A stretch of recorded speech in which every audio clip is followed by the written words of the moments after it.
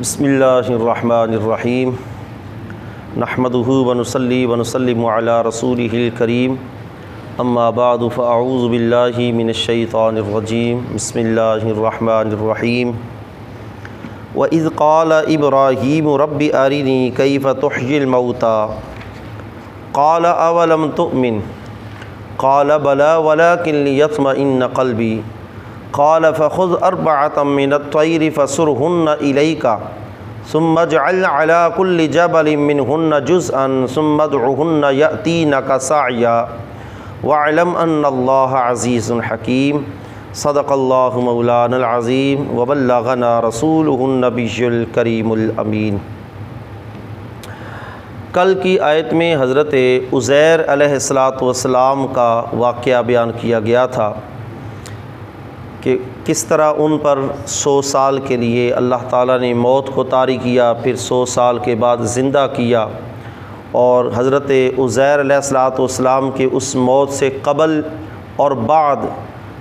بیت المقدس یعنی فلسطین کے جو احوال تھے اس کا ذکر کیا گیا تھا۔ آج کی آیت میں بھی زندگی اور موت کا ہی ذکر ہے۔ حضرت ابراہیم علیہ السلام کے سامنے پرندوں کا زندہ ہونا اور اس واقعے کا سبب کیا تھا، اس کے پیچھے کیا سبب اور کیا سوال کی وجہ حضرت ابراہیم علیہ السلام کی انشاءاللہ اس کو بیان کیا جائے گا۔ فرمایا وَإِذْ قَالَ إِبْرَاهِيمُ، اے محبوب صلی اللہ علیہ وسلم یاد کریں، پہلے بھی بتا چکا ہوں، وَإِذْ جہاں بھی آئے وہاں پر فعل امر پوشیدہ ہوتا ہے، اذکر اذکر یا محمد، اے محمد یاد کرو۔ وَإِذْ اور یاد کرو اے محبوب صلی اللہ علیہ وسلم، قال جب کہا ابراہیم علیہ السلام نے، ربی آرینی، اے میرے رب آرینی مجھے دکھا، کیفا کیسے، تحیی الموتا تو مردوں کو زندہ کرے گا۔ قال اللہ تعالیٰ نے ارشاد فرمایا اولم تؤمن، کیا تیرا ایمان نہیں اس پر کہ مجھے طاقت ہے میں دوبارہ زندہ کر سکتا ہوں؟ قال بلا، یہ بلا جو ہے یہ اجابت کے لیے، جواب کے لیے بولا جاتا ہے، ہاں کے لیے بولا جاتا ہے۔ قال بلا، عرض کیا ہاں اے مولا کیوں نہیں، بلا کیوں نہیں، میرا ایمان ہے کہ تو قدرت رکھتا ہے، تو مردوں کو زندہ کرے گا، میرا ایمان ہے۔ ولیکن لیکن لیطمئن قلبی، میرے دل کی تسلی کے لیے، یعنی میں حق الیقین سے عین الیقین چاہتا ہوں، یعنی مشاہدہ چاہتا ہوں۔ ایمان تو میرا ہے کہ تو زندہ کرے گا مردوں کو، لیکن وہ اس معاملے کو میں اپنے مشاہدے کے اندر بھی دیکھنا چاہتا ہوں۔ قال اللہ تعالیٰ نے ارشاد فرمایا فخذ اربعۃ، تو لو پھر 4 من الطیر، 4 پرندوں میں سے لو 4 پرندے، فصرہن الیک، ان کو جمع کرو، یعنی ان کو ذبح کر کے ان کے ٹکڑے ملاؤ، جمع کرو، ثم اجعل علی کل جبل، اور ان کو ہر پہاڑ کے اوپر ڈال دو، منہن جزءا، ان میں سے ہر ایک جز، ثم ادعوہن، پھر ان کو پکارو، ان پرندوں کے ٹکڑوں کو پکارو، یاتینکا، تیرے پاس آئیں گے، سعیا، دوڑتے ہوئے یعنی اڑتے ہوئے تیرے پاس آئیں گے۔ وَاعْلَمْ أَنَّ اللَّهَ عَزِيزٌ حَكِيمٌ، اور جان لو بے شک اللہ تبارک و تعالی غالب حکمت والا ہے۔ سب سے پہلے یہ حضرت ابراہیم علیہ السلام نے جو یہ اللہ کی بارگاہ میں خواہش کا اظہار کیا، یہ تمنا، یہ آرزو، یہ سوال کیا، آخر اس سوال کی وجہ کیا ہے؟ جب یہ وجہ سنیں گے تو پھر خود بخود ہی دل کہتا ہے کہ اس سوال، خود بخود ہی پھر عقل کہتی ہے کہ یہ سوال بنتا تھا۔ ابراہیم علیہ السلام کا جو وجہ آپ نے دیکھی، اس وجہ کی بنا پر پھر آپ نے سوال کر دی اللہ کی بارگاہ میں۔ تو امام بغوی نے معالم التنزیل کے اندر لکھا ہے، اسی آیت کی تفسیر کے اندر، قال الحسن، کہ حضرت خواجہ حسن بصری رضی اللہ تعالی عنہ و قتادہ، اور حضرت قتادہ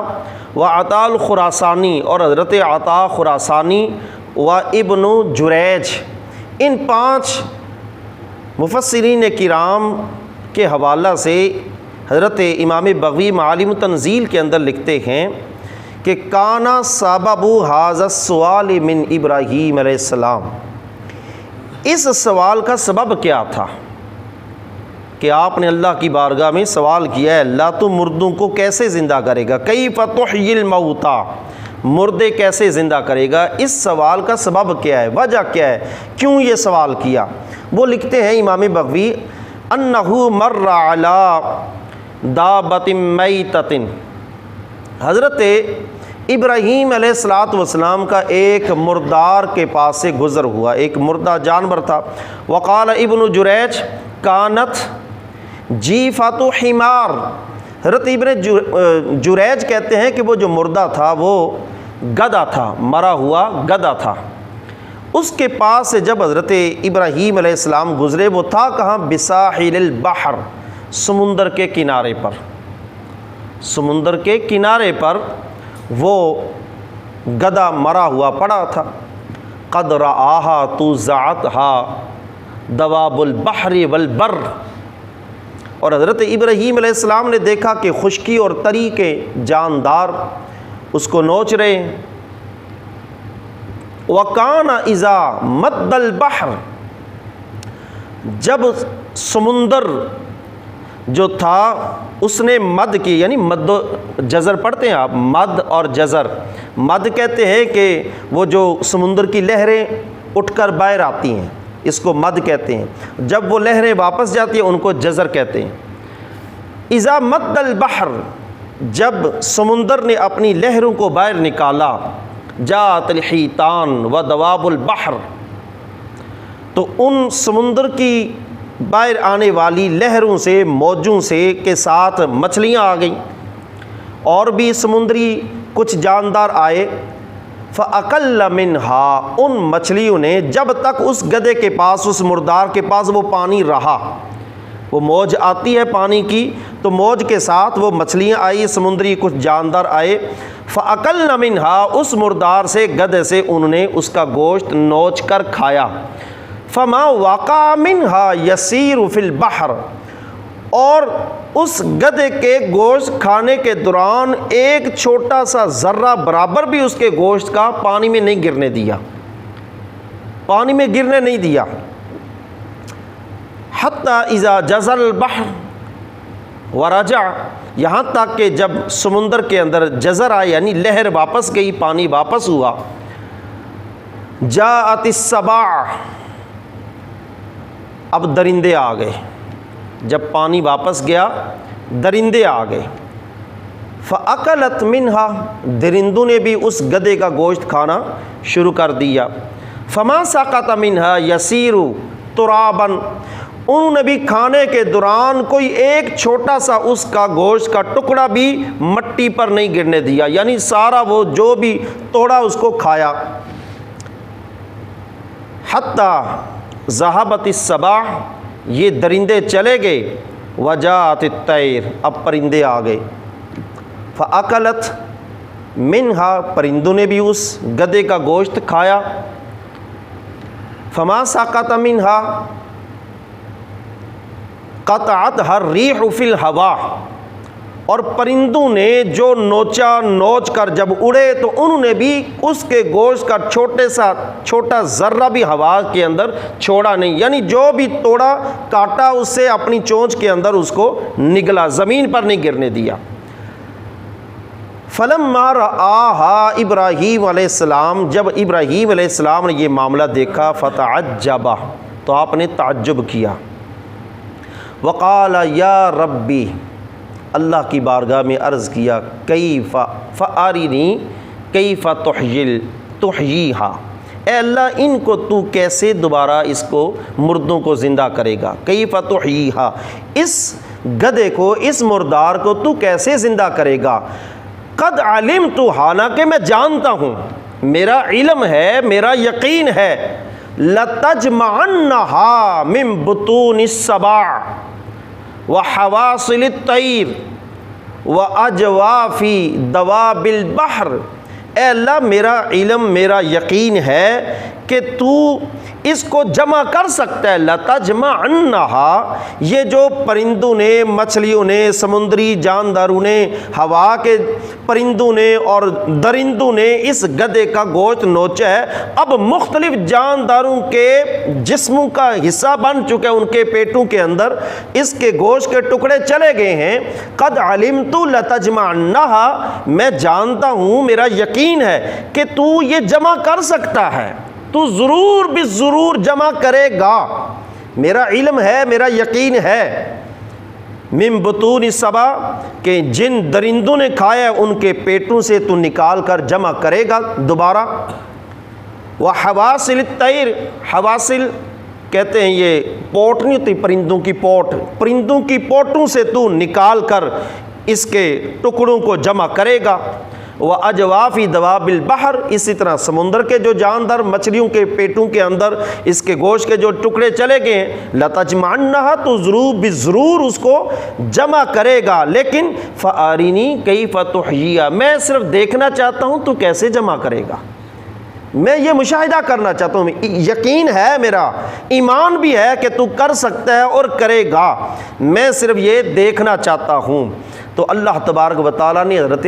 ابراہیم علیہ السلام کے اس سوال پر، اس آرزو پر کہ یہ میں مشاہدہ کرنا چاہتا ہوں، اس مشاہدے اور اس آرزو کو اللہ نے قبول کرتے ہوئے یہ پھر معاملہ فرمایا۔ اور اسی کے متعلق حضرت سعید بن جبیر رضی اللہ تعالی عنہ وہ فرماتے ہیں کہ حضرت ابراہیم علیہ السلام نے یہ جو آرزو سوال کیا، یہ قبول کب ہوا، یہ دعا کب قبول ہوئی کہ ربی آرینی، اے اللہ مجھے دکھا، یہ دعا کب قبول ہوئی؟ حضرت سعید بن جبیر رضی اللہ تعالی عنہ اسی آیت کی تفسیر کے متعلق وہ ارشاد فرماتے ہیں، لما اتخذ اللہ ابراہیم خلیلا، جب اللہ تبارک و تعالیٰ نے حضرت ابراہیم علیہ السلام کو خلیل بنایا، اپنا خلیل بنایا، خلت کا لقب، خلیل کا لقب عطا فرمایا، فسأل ملک الموت ربہ، ملک الموت حضرت اسرائیل علیہ السلام نے اللہ سے اجازت طلب کی، اللہ کی بارگاہ میں فسأل، سوال کیا، عرض کی، ان یأذن لہ فیبشر ابراہیم علیہ السلام ذالک، حضرت ملک الموت اسرائیل نے اللہ سے عرض کیا، ہے اللہ مجھے اجازت دے کہ تو نے ابراہیم علیہ السلام کو خلیل بنایا ہے، میں یہ خوشخبری جا کر ابراہیم کو دوں، یہ سوال کیا کہ اے اللہ مجھے اجازت دے میں یہ خوشخبری ابراہیم علیہ السلام کو دوں کہ ان کو اللہ رب العزت نے خلیل بنایا ہے، خلیل کا لقب عطا کیا ہے۔ فآذن لہ، اللہ تعالیٰ نے حضرت ملک الموت کو اجازت دی۔ فأتی ابراہیم علیہ السلام ولم یکن فی داری، جب ملک الموت آئے حضرت ابراہیم علیہ السلام کے پاس تو وہ گھر کے اندر نہیں تھے، لم یکن فی داری، گھر میں موجود نہیں تھے۔ فداخل دارہ، ملک الموت انسانی شکل میں آئے تھے اور ان کے گھر میں داخل ہو گئے، گھر کے اندر کوئی بندہ نہیں تھا۔ وکان ابراہیم علیہ السلام اغیر الناس، حضرت ابراہیم علیہ السلام سب لوگوں سے زیادہ غیرت کرنے والے تھے، انتہائی غیرت مند تھے، اور نبی ہوتا ہی غیرت مند ہے۔ سب انسانوں میں اس وقت اپنے دور کے اندر سب انسانوں سے زیادہ غیرت والے تھے۔ اذا خرج اغلق بابہ، جب بھی گھر سے نکلتے تھے دروازہ بند کر کے جاتے تھے، یہ آپ کی غیرت تھی۔ وجد رجلا فسار علیہ لیاخذہ، جب گھر کے اندر آئے حضرت ابراہیم علیہ السلام دیکھا ایک مرد ہے، تو آپ کی غیرت نے گوارا نہ کیا، میں تو دروازہ بند کر کے گیا تھا، یہ کہاں سے آ گیا؟ فسار علیہ، اس کے پیچھے پڑ گئے، لیاخذہ، اس کو پکڑیں۔ وقال من اذن لک ان تدخل داری، تجھے کس نے اجازت دی تو میرے گھر کے اندر آ جائے؟ قال اذن لی ربی ھذہ الدار، اس مکان کے رب نے مجھے اجازت دی ہے، جو اس گھر کا رب ہے اس نے مجھے اجازت دی ہے اس گھر میں داخل ہونے کی۔ قال صدقت فعرف انہ ملک، حضرت ابراہیم علیہ السلام نے فرمایا تو نے سچ کہا، اور پہچان لیا کہ یہ فرشتہ ہے۔ فرمایا من انت، تو کون ہے، تو کون سا فرشتہ ہے؟ قال انا ملک الموت، اسرائیل نے کہا کہ میں ملک الموت ہوں۔ جئت بِإِذْنِ اللَّهِ أُبَشِّرُكَ، میں اللہ کے حکم سے آپ کے پاس آیا ہوں آپ کو ایک خوشخبری سنانے کے لیے کہ قَدِ اتَّخَذَكَ خَلِيلًا، کہ اللہ نے آپ کو خلیل بنایا ہے۔ یہ میں آپ کو خوشخبری سنانے کے لیے آیا ہوں، اللہ نے آپ کو خلیل بنایا۔ فحمد اللہ عز وجل، حضرت ابراہیم علیہ السلام نے اس پر اللہ کا شکر ادا کیا، اللہ کی حمد کی کہ اللہ نے مجھے اپنا خلیل بنایا ہے۔ فقال ما علامت ذالک، اچھا اس کی نشانی کیا ہے کہ مجھے اللہ نے خلیل بنایا ہے، اس کی نشانی کیا ہے تیرے پاس؟ قال ان یجیب اللہ دعاک، اس کی نشانی یہ ہے کہ اللہ نے تیری دعا کو قبول کر لیا ہے۔ فَيُحْيِي اللَّهُ الْمَوْتَى بِسُؤَالِكَ، اللہ آپ کے سوال پر مردوں کو زندہ کرے گا، آپ کو دکھائے گا۔ آپ نے مشاہدہ چاہا ہے کہ اللہ مجھے مشاہدہ عطا فرما، میں اپنی آنکھوں کے سامنے مردوں کو زندہ ہوتے دیکھنا چاہتا ہوں، مجھے اس کا مشاہدہ عطا فرما۔ تو جو آپ نے اللہ کی بارگاہ میں عرض کی تھی، اے اللہ وہ گدھا، سمندر کے مچھلیاں، جانور، انہوں نے بھی اس کا گوشت نوچا کھایا، پرندوں نے بھی کھایا، درندوں نے بھی کھایا، مختلف جانداروں کے پیٹوں کے اندر اس کا جسم کے ٹکڑے چلے گئے، تو کیسے ان کو جمع کرے گا؟ حالانکہ میرا علم ہے تو کرے گا ضرور، لیکن مشاہدہ کا آپ نے سوال کیا، تو میری اس بشارت کی نشانی یہ ہے کہ آپ نے جو رب کی بارگاہ میں مشاہدے کا سوال کیا ہے، اللہ نے آپ کی دعا کو قبول کر لیا، اللہ آپ کو مشاہدہ دکھائے گا۔ اب وہ مشاہدہ دکھانے کا وقت آیا تو قال، اللہ رب العزت نے فرمایا فَخُذْ أَرْبَعَةً مِّنَ الطَّيْرِ، 4 پرندے لو۔ وہ کون سے 4 پرندے تھے؟ مور، کوا، مرغا اور کبوتر۔ بعض مفسرین کرام نے گدھ لکھا ہے چوتھے نمبر، کبوتر کی جگہ پر گدھ لکھا ہے۔ یہ 4 پرندے لیے حضرت ابراہیم علیہ السلام کو حکم ہوا 4 پرندے لو، فَصُرْهُنَّ إِلَيْكَ، ان کو ملاؤ، جمع کرو، ثُمَّ اجْعَلْ عَلَىٰ كُلِّ جبل، پھر ان کو